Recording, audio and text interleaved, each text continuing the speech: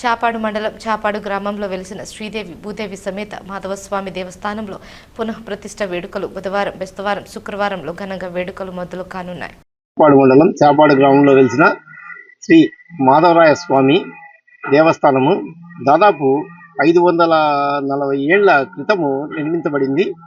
ఈ దేవాలయము అతి పురాతనమైంది.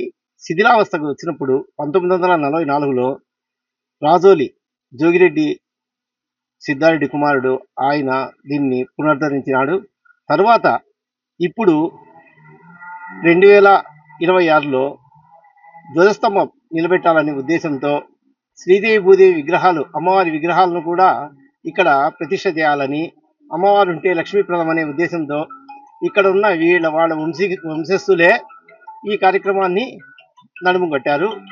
ఈ ధ్వజస్తంభ కార్యక్రమం 1/7/26వ తేదీన అంకురారోపణము, గణపతి పూజ, స్వస్తివాచకము, ఈ హోమాలు ప్రారంభించబడతాయి.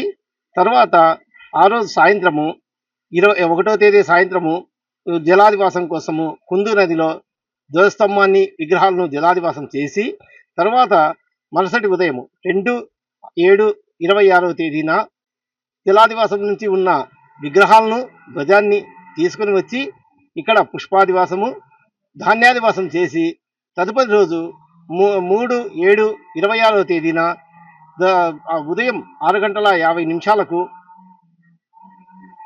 చక్ర విగ్రహ ప్రతిష్ట, ధ్వజ ప్రతిష్ట నిర్వహిస్తారు, ముగిస్తారు. తర్వాత మధ్యాహ్నం 12 గంటలకు అన్నప్రసాద వితరణ కూడా ఉంటుంది. రాత్రిపూట భజనలు, సాయంకాలం కోలాటాలు కూడా ఇక్కడ జరుగుతాయి. దాదాపు ఇక్కడికి 600-700 మంది భక్తులు దర్శించుకొని తరిస్తారని ఆశిస్తున్నాము.